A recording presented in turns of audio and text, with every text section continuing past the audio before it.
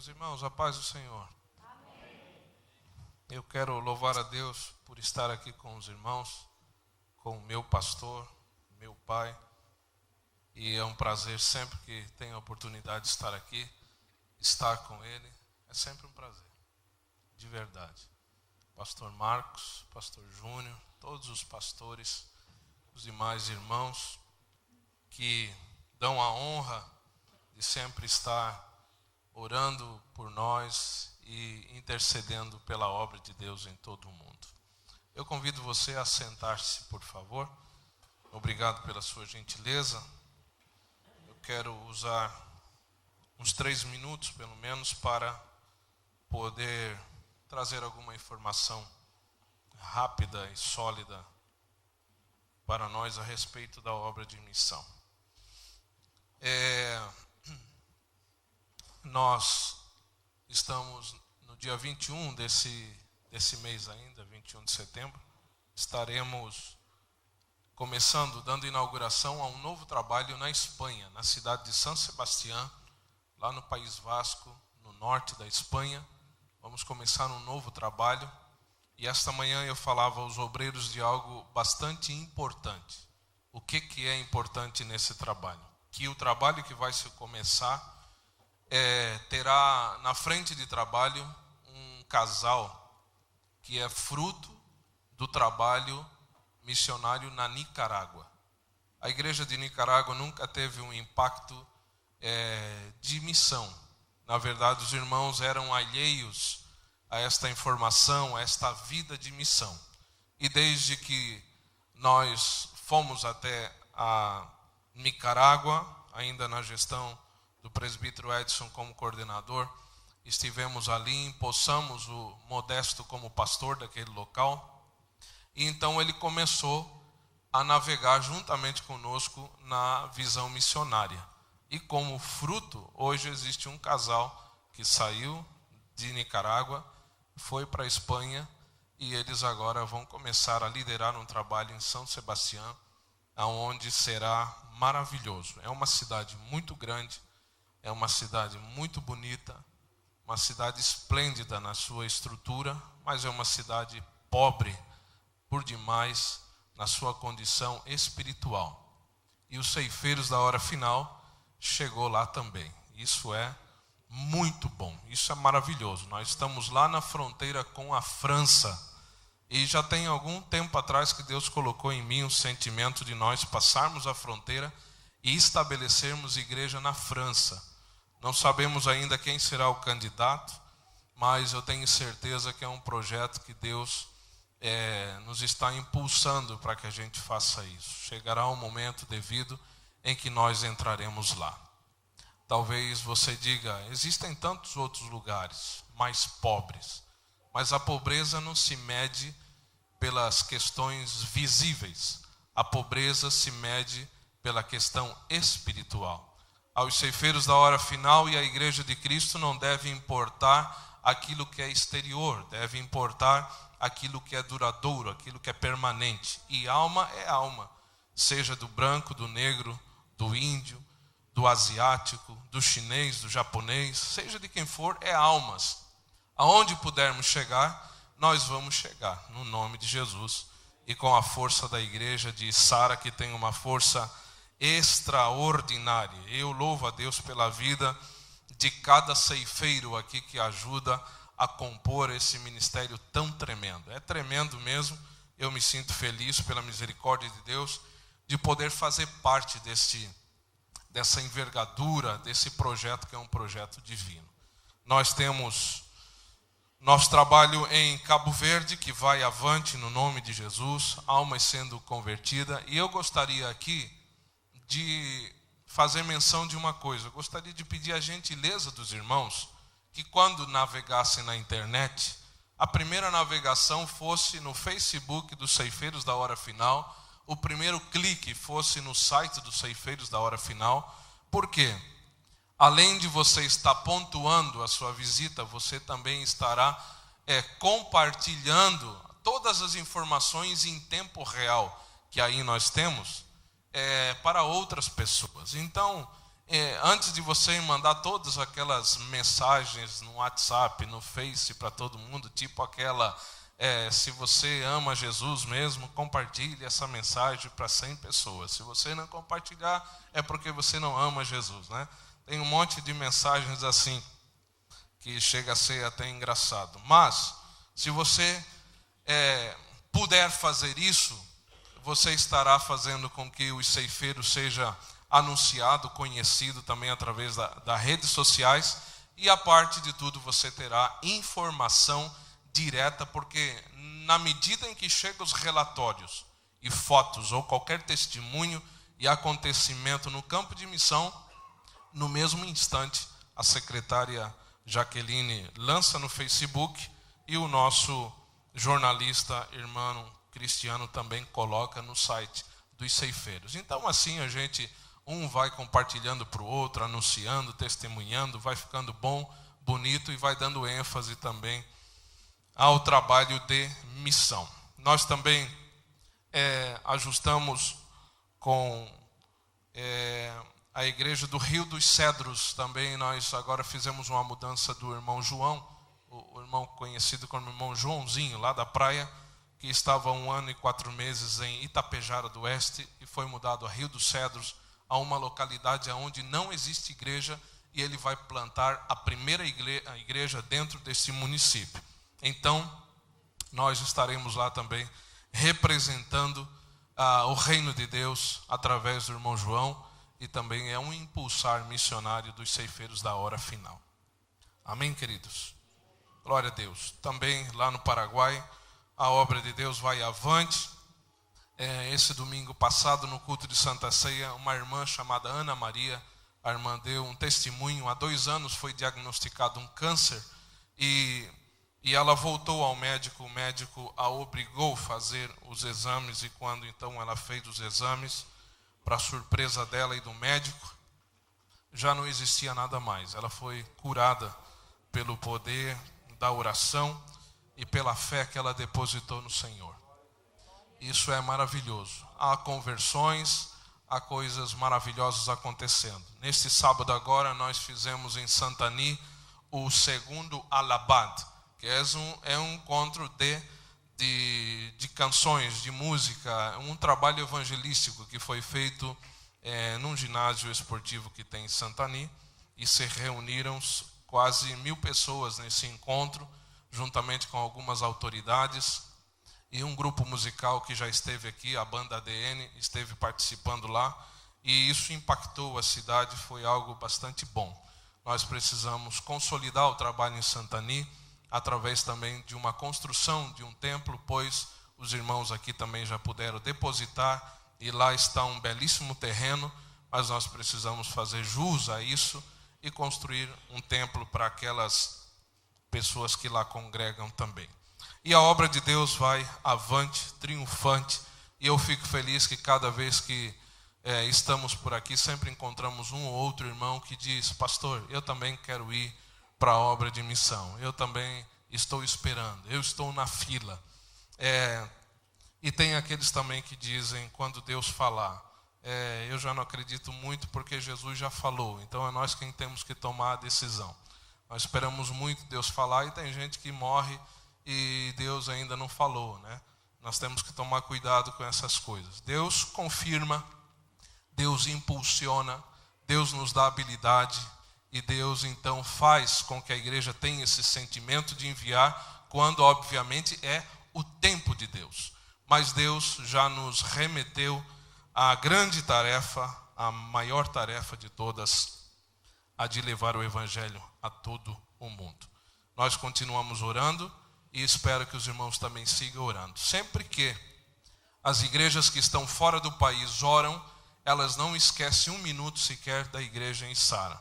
Elas têm oração sempre também ao pastor Pedro. Todas as igrejas, seja onde for, seja na África, na Espanha, no Paraguai, no Centro-América, todas as igrejas, os missionários comunicam-se conosco dizendo: estamos orando pelo pastor Pedro Monteiro, pela sua saúde, e pela igreja de Sara. Então, Nós somos parte de uma corrente que não para nunca. Um ora pelo outro, isso é bom demais, né, irmão? Isso é bom demais. Um ora pelo outro, um ajuda a levar a cruz do outro, e a sua necessidade passa a ser minha, e a minha necessidade passa a ser sua. Isso só pode ser coisa de crente, porque de outro jeito não dá. É assim mesmo. Amém? Glória a Jesus. Queridos, vamos abrir a Bíblia. João, capítulo 17.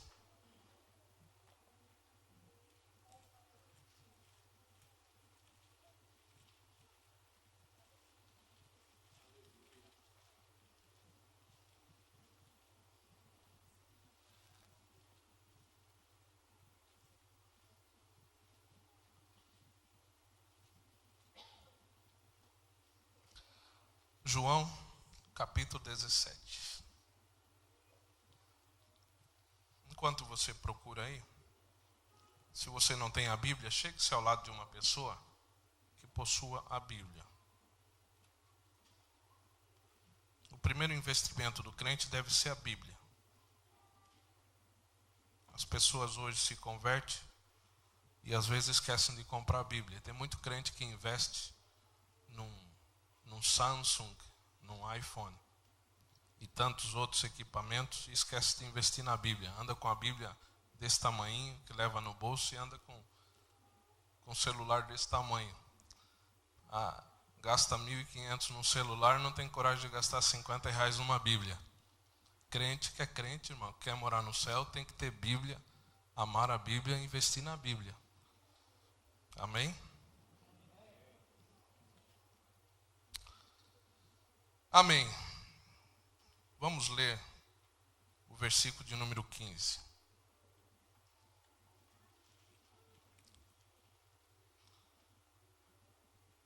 Jesus disse assim: não rogo que os tire do mundo, mas que os livre do mal. Não são do mundo, como tampouco eu sou do mundo.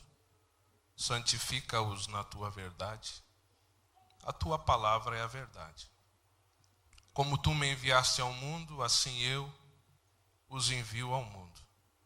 E por eles eu me santifico a mim mesmo, para que também eles sejam santificados na verdade. Mas não rogo somente por estes, senão por aqueles que hão de crer em mim, pela palavra deles. Amém? Repita comigo isso. Não rogo para que os tire do mundo,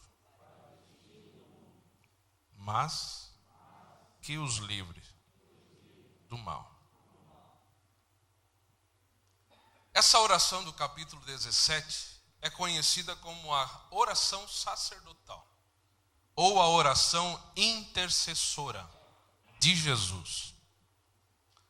Se nós, na nossa oração, julgamos que a nossa oração é importante, você imagine a importância que foi a oração que Jesus fez. Se nós, através das nossas orações, podemos obter êxito, vitória, comunhão e toda a resposta cabível à nossa oração, porque diga-se passagem que nenhuma oração que nós fazemos, ela fica sem resposta. Pode até que demore no nosso tempo, segundo o nosso conceito, mas ela tem resposta sim, resposta certa. Você imagine então Jesus orando, Jesus puro, Jesus santo, Jesus maravilhoso, Jesus lindo, Jesus transparente, Jesus sem mancha, Jesus único, Jesus aberto diante do Pai, Jesus com acesso total para com Deus. Imagine Jesus orando. Imagine. Eu já me pus a imaginar, mas a minha mente não tem a capacidade de poder entender Jesus orando. Porque uma certa vez, quando Jesus orava, os discípulos ficaram boquiabertos.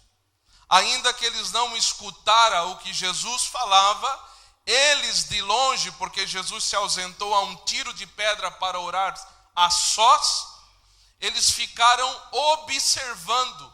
E ao observar Jesus orando, quando ele termina de orar e volta para os discípulos, eles dizem: Senhor, ensina-nos a orar. Porque quando nós olhamos para ti orando, era coisa tremenda, era de outro mundo. Nós também queremos orar, ensina-nos a orar. E aqui tem uma oração de Jesus. Esta oração de Jesus, ela contraria o nosso desejo. Ela contraria o nosso modo de pensar. Porque se nós perguntássemos a qualquer cristão, em sua fé firme, forte, veemente, qual é a sua maior esperança e vontade, meu querido irmão? Você diria, tal como eu diria: eu não vejo a hora de desaparecer deste mundo. Eu quero sair do mundo. Eu quero estar nos braços do Pai. Mas a oração de Jesus contraria o nosso desejo. Por quê? Porque quando Jesus ora, Jesus diz: Pai, eu te rogo que não os tire do mundo. Olha, nós oramos para sair do mundo. Jesus tomou o tempo, Jesus se encurvou, se despojou da sua vontade, colocou-se diante do Pai na oração, dizendo: eu te glorifico, porque tu também me glorificaste na terra, eu e tu somos um, e agora eu quero que também eles sejam um em mim, como eu, ó Pai, sou um em ti. Eu também te dou graças por eles, mas eu te rogo, eu tenho um pedido a fazer. E eu gostaria, Pai, que tu me escutasse, intervisse na minha oração e pudesse me dar a resposta à minha oração. Eu te rogo, não os tire do mundo. Não os tire do mundo. Porque o interesse de Jesus é tirar o mundo da igreja e não a igreja do mundo. Esse é o interesse de Jesus. Tirar o mundanismo da igreja é um processo, e tirar a igreja do mundo é um outro processo. E Jesus, nessa oração, ele deixa evidente, ele deixa claro que o desejo dele para com a igreja não é que a igreja saia do mundo, é que a igreja seja livre do mal, mas que permaneça no mundo. Por quê, pastor? Primeiro, porque ainda o número dos salvos não se completou. Número 1. E Jesus precisa da igreja para cumprir essa tarefa. Enquanto eu e você estamos clamando para que tudo termine, existem gente do outro lado clamando para que alguma coisa aconteça. Quando eu e você estamos fartos de tantos cantores, pregadores e de todo o conteúdo evangélico que nós temos, existem pessoas que estão sedentas por uma palavra, somente uma pequena frase, um pequeno gesto, alguma palavra que possa trazer vida. E ainda o número dos salvos não foi concluído. É justamente por isso que o Senhor Jesus fez a oração: Pai, eu rogo que eles fiquem no mundo. E Jesus deixou claro nesse último versículo que nós lemos, porque Jesus disse: Pai, eu não rogo somente por esses, mas eu rogo também por aqueles que hão de crer em mim pela palavra deles. Então veja bem, o Senhor Jesus precisa do impulsar da igreja. O Senhor Jesus conta com a igreja, e quando ele roga para que a igreja fique, é porque ele tem um propósito para a igreja. E o propósito é de que outros o conheçam como nós o conhecemos, e esse conhecimento se dará através de mim e através de você. Então por isso Jesus disse: Pai, Eu não rogo somente por esse, mas senão também por aqueles que hão de crer em mim. Por quê? Através do quê? Com o quê? Que ferramenta? Aqui Jesus explicita isso dizendo, pela palavra deles. Por isso que nós temos que ter palavra. Por isso que de nós deve gerar palavra. Porque o mundo vai conhecer a Ele através de nós, através da nossa palavra. Amém? Você tem palavra? Você é contendor da palavra? O seu conteúdo está cheio da palavra? Você, quando abre a boca, você emana a palavra? A Bíblia diz, daquilo que está cheio o coração, fala a boca. Então, se eu abro a boca e tem palavra, é porque o conteúdo está cheio da palavra. E Jesus tem interesse de que em você haja a palavra. Jesus tem interesse de que nós saia a palavra, porque a única maneira de que conheçam a Jesus através de nós é pela nossa palavra. Amém?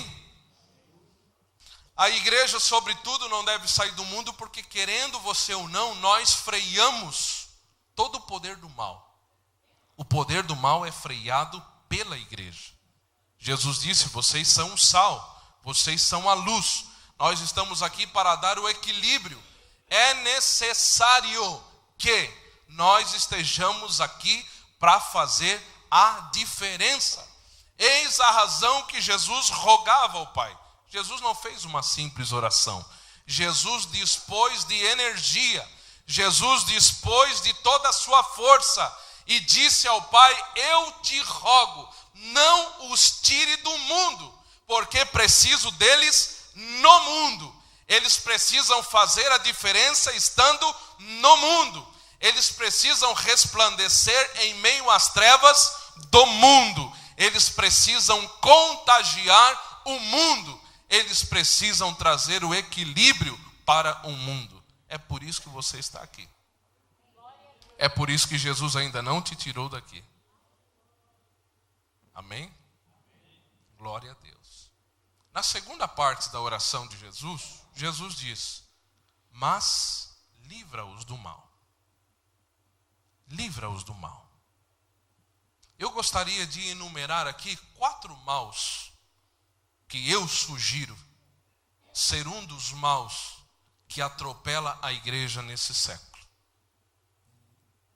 Jesus orou para que nós fôssemos livrados do mal. E o mal nem sempre é só o alcoolismo, nem sempre é só a prostituição ou a drogadição. Não é sempre só isso. Ou a prostituição. Não, ou a mentira, ou o roubo, o engano, o assassinato. Nem tudo isso é só o mal, ainda que isso também é mal.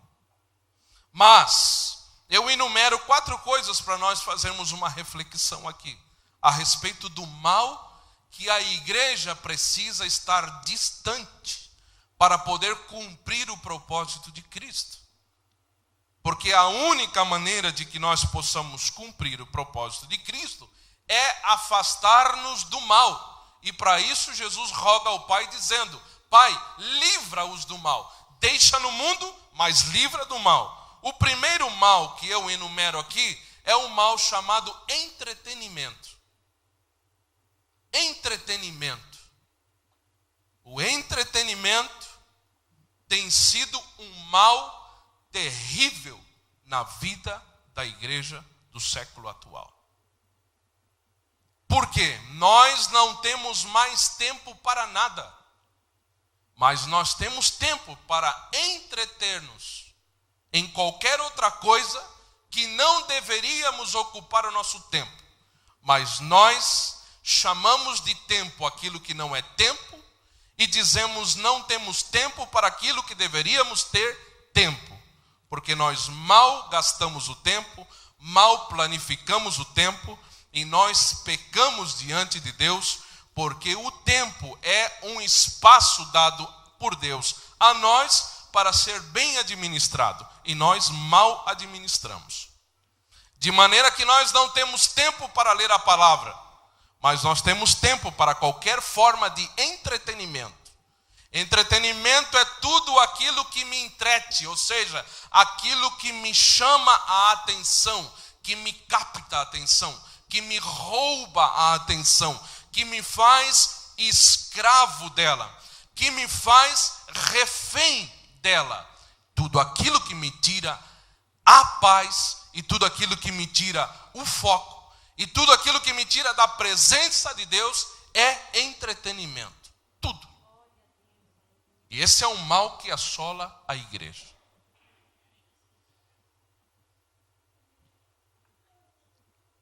Amém? Você pode dizer que é verdade ou é mentira. Você é quem julga, mas você mesmo sabe que nós somos assim. Porque qualquer um de nós temos a capacidade de ficar 4 horas sentado na frente de um computador para ler 10 versículos da Bíblia, dá dor de cabeça, coça os olhos, dá uma abrição de boca geral, dor de coluna. E como consequência vamos dormir.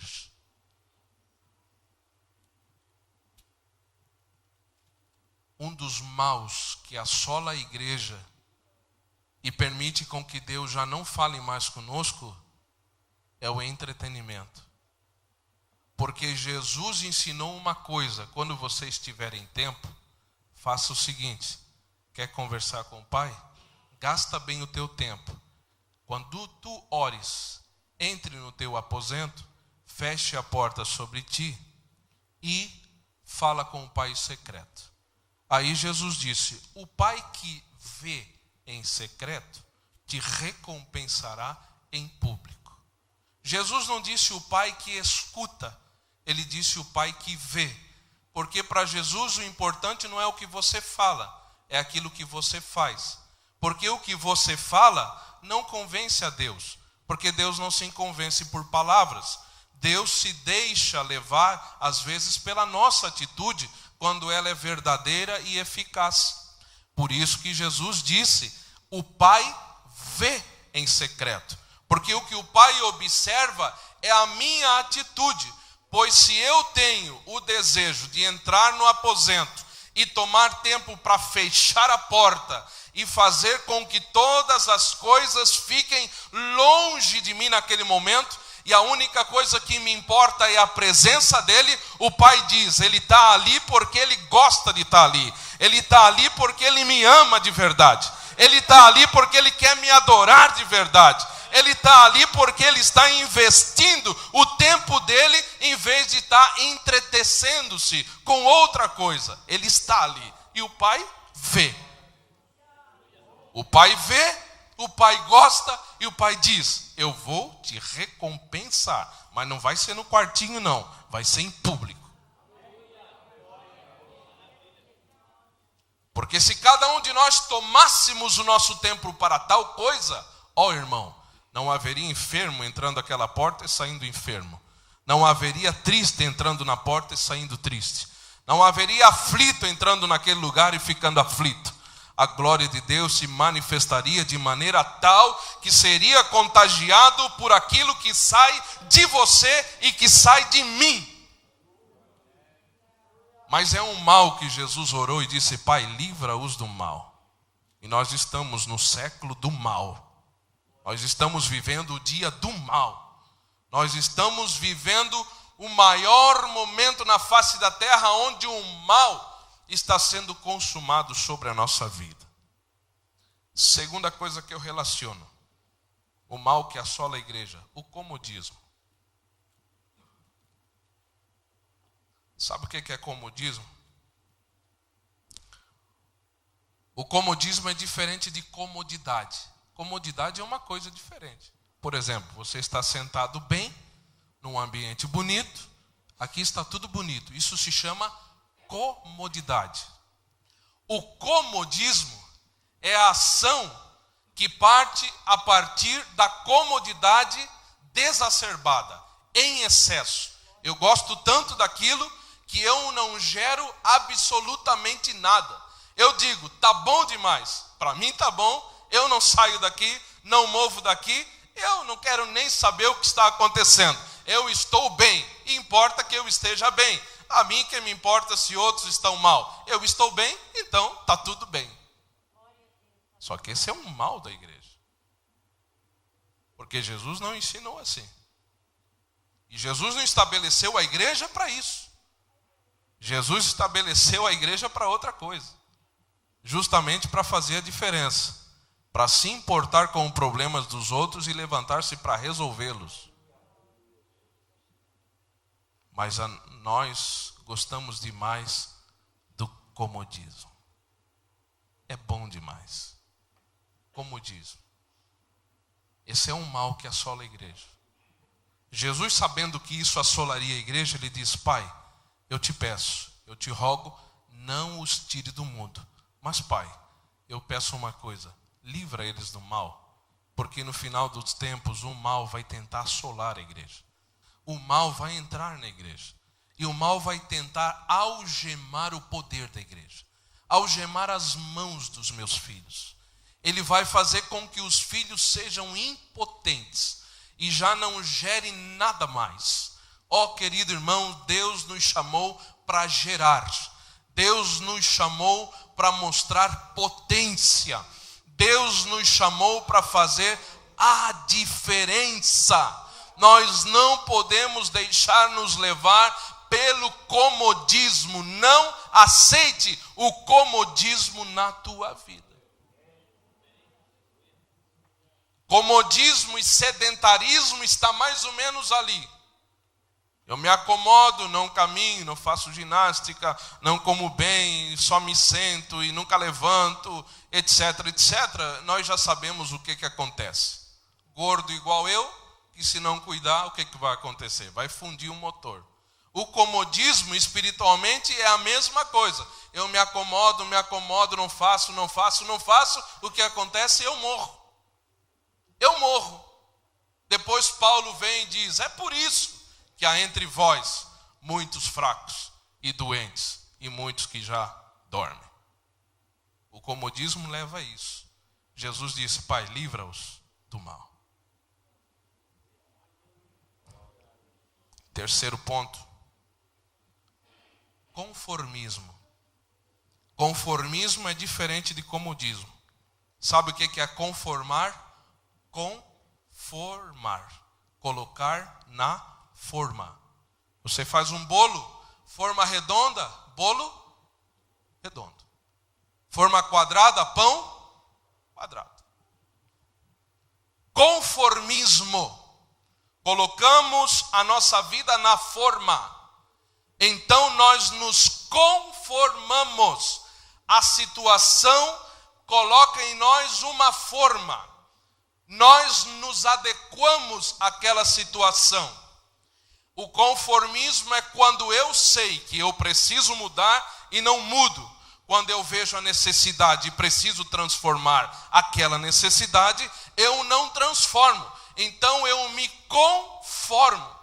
E só não me conformo com aquilo que eu não tenho que fazer ou que eu tenha que fazer, senão que o mundo que está ao meu redor dita para mim a regra de como eu deva viver. E nós vamos perdendo as rédeas do que a santa e pura e sã doutrina diz, e vou me conformando com a filosofia, ideologia e um monte de outras doutrinas diabólicas e desastrosas que o mundo intenta plantar na igreja. E eu, em vez de combatê-las, eu me conformo. Eu adoto para mim determinadas coisas. Mas o apóstolo Paulo, pelo Espírito Santo de Deus, disse: não vos conformeis a este século, mas transformai-vos pela renovação do vosso entendimento, para que comproveis qual seja a boa, perfeita e agradável vontade de Deus. Nós temos que adequar-nos à vontade de Deus. Esse é o mal que assola a igreja.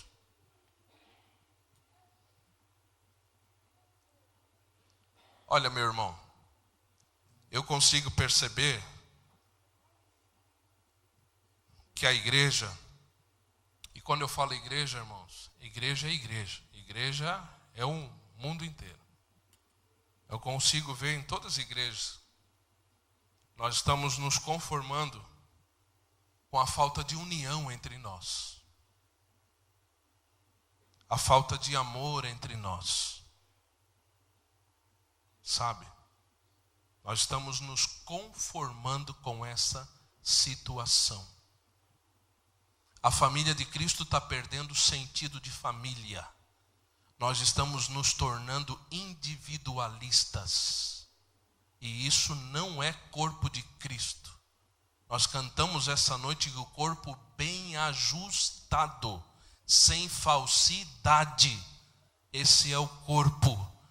E nós estamos nos conformando em entrar na igreja e passar anos sem cumprimentar aquele irmão, sem se interessar em saber qual é o nome. Irmão, tem gente que senta do lado do outro, não sabe nem o nome dele, e senta ao mesmo culto no lado daquela pessoa. Dá os 3 beijinhos sempre, nunca pergunta qual é o nome, como é que vai, como está, se tem família, se não tem. Isso é corpo de Cristo. É nesse ênfase aqui é que Jesus opera as suas maravilhas. Porque quando o salmista escreve dizendo: ó, quão bom e quão suave é que os irmãos vivam em união, ele está dizendo lá no final do capítulo, porque ali ordena Jeová bênção e vida eterna. Ali aonde? Onde tem união. O conformismo traz essa problemática para nós. Eu quero terminar deixando o 4º e o último ponto para a nossa reflexão. O mal da igreja. Jesus orou: Senhor, livra-os do mal. Qual é o último mal? Egocentrismo. O que é egocentrismo? É o centro, ego. Ego, eu, centro, eu. Eu sou o centro. Então eu foco tudo nas minhas necessidades. As minhas necessidades. Tanto é que nós dizemos: eu vou buscar a minha bênção. Eu quero uma palavra para mim. Senhor, eu não te deixarei enquanto não me abençoares. Nós vamos levando a vida sempre no ego, focalizando as nossas necessidades como principal. E esse é um mal. Por quê? Porque nem tudo aquilo que eu chamo necessidade, necessidade é. Tem muita gente que quanto mais tem, mais quer. Mas ele não precisava ter o que ele quer. Mas como ele quer, ele tem. Mas tudo aquilo que ele tem já é suficiente. Mas ele chama de necessidade querer mais. Eu quero mais. Eu quero agregar mais. Eu tenho 1, quero 2. Tenho 2, quero 4. Porque é uma necessidade. Mas não é necessidade. Mas eu chamo de necessidade. E quando eu tenho que me mover em favor da necessidade, eu digo: a coisa não está boa. Eu estou em necessidade também. Não posso ajudar o outro. Mas não é que ele não pode ajudar o outro. É que ele também trouxe para ele algumas coisas que não eram necessárias e fez com que ele ficasse impotente para ajudar os outros. É um mal que assola a igreja. É por isso que a igreja poderia fazer muito mais do que nós fazemos. Muito mais do que nós fazemos, nós poderíamos fazer. Você sabia disso? Você sabia que você poderia fazer muito mais? Muito mais.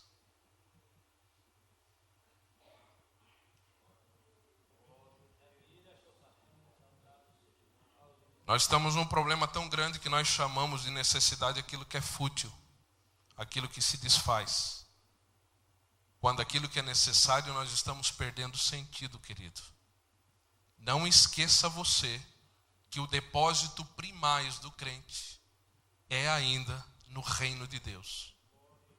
Porque Jesus Cristo disse: buscai primeiro o reino de Deus, a sua justiça, e as demais coisas que são de fato necessidades, não compete a mim, compete a Ele. a causa de que eu primeiro busquei o que ele queria que eu buscasse. Então, se eu faço a sua vontade, buscando o que ele determinou primeiro para mim, ele supre a minha necessidade. Então ele estabelece, olha, você tem essa necessidade e eu suprirei a tua necessidade. Mas nós buscamos primeiro a nossa necessidade. E aí depois o reino de Deus vem em segundo lugar. Você sabia, existem 5.000 pássaros para cada ser humano na face da terra. Jesus Cristo disse, olhem as aves do céu, olhem para elas. Estão vendo elas? Pois é. Elas não plantam, elas não colhem, mas o Senhor cuida delas muito bem. Qualquer ave hoje de manhã teve o seu café da manhã, teve o seu almoço, tomou aquele café da tarde, já jantou e Deus já preparou um lugar de repouso em algum lugar para elas. Aí Jesus diz, e vós? Vocês não valem muito mais do que elas? Ele estava dizendo assim, para de ser egoísta. O que você já tem é necessário e é suficiente para você. Não corra mais atrás disso. Corra atrás do meu reino e da minha justiça e deixa o resto comigo. Mas esse é um mal que tem assolado a igreja. E a oração de Jesus ainda é evidente nesse tempo. Pai, não tira eles do mundo, mas livra eles desse mal. Livra eles desse mal. Eles estão muito egoístas, Pai. Livra eles desse mal. Pai, eles ainda vão comer, Pai, e gastam tanto para eles. Mas para o teu reino, Pai, eles gastam tão pouco. Pai, eles são capazes de gastar coisas terríveis e tremendas quando diz respeito a eles. Mas, Pai, quando é para cumprir a nossa vontade, Pai, parece que nunca dá. Ó Pai, livra eles do mal.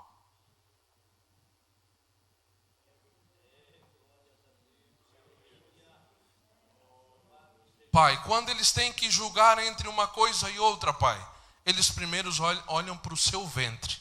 Eles olham para o seu conforto. Eles olham se aquilo está bem para eles ou não. E eles não veem a necessidade alheia. Pai, isso é mal. Livra eles do mal. Livra eles do mal. Uma historinha bem simples para terminar. 2 homens morreram, foram levados ao céu. Um bem pobre, 2 crentes. Um crente bem pobre na igreja. Vivia da maneira mais simples, simplória possível. E o outro irmão abastado, rico, com tantas possibilidades. Os 2 morreram, foram levados ao céu. Chegou lá, um anjo guiou a cada um deles. E disse ao irmão mais pobre, servo de Deus, me acompanhe, eu vou lhe mostrar o lugar onde você vai morar. Então ele subiu, e o rico o acompanhou, e chegou em uma mansão, uma tremenda mansão. O anjo disse, servo bom e fiel, essa é a casa onde você vai morar. Ele disse, essa? É essa mesmo. O irmão rico disse, nossa, se esse pobre teve essa casa, imagina o que eu não terei.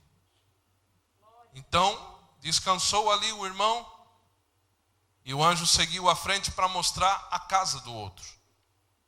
E chegando a determinado local, viram uma choupana simplória, uma casa sem aspecto. Então o anjo disse, bem-vindo, eis aqui a sua morada. Ele disse, aqui? Sim, aqui. Mas tem alguma coisa errada. O que está errado? Porque agora atrás ali nós deixamos um pobre naquela mansão. E eu, servo de Deus rico, venho para uma casa dessa, eu acho que o Senhor trocou de valores. Disse, não, é que eu vou explicar para você. É que aqui no reino funciona assim.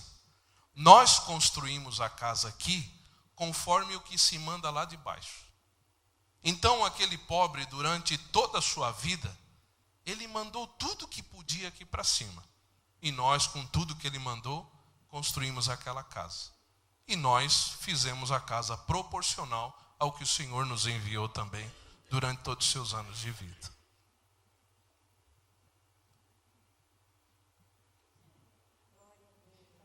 Fique em pé, por favor.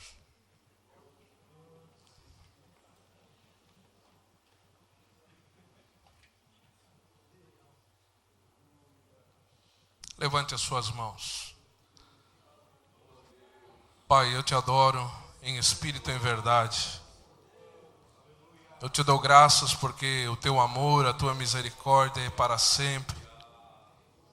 Obrigado, Senhor, porque a tua palavra sempre consola, sempre conforta. A tua palavra limpa. A tua palavra nos faz crentes melhores. Ó Deus, obrigado porque a tua palavra nunca volta vazia. Cumpre em nós o teu desejo, o teu propósito. Nós queremos te servir. E nós queremos, Senhor, tirar os nossos pés de todo mal. Livrar-nos, Senhor, de toda concupiscência que nos afaste de ti. Tenha misericórdia de nós, da nossa família, dos nossos filhos. Tenha misericórdia dos anos em que viveremos sobre a face da terra. Que o teu nome seja louvado, engrandecido e que teu nome seja primeiro nas nossas vidas. E que o mundo te conheça através de nós. E que a tua palavra seja anunciada por nós. E que um dia, Senhor, junto possamos desfrutar de tudo que o Senhor preparou para nós. Abençoa, Senhor, a tua igreja. Abençoa os teus servos pastores desse lugar. E transforma-nos em ti, Senhor, ao teu caráter, todos os dias. No nome de Jesus eu oro e te dou graças. Amém e amém.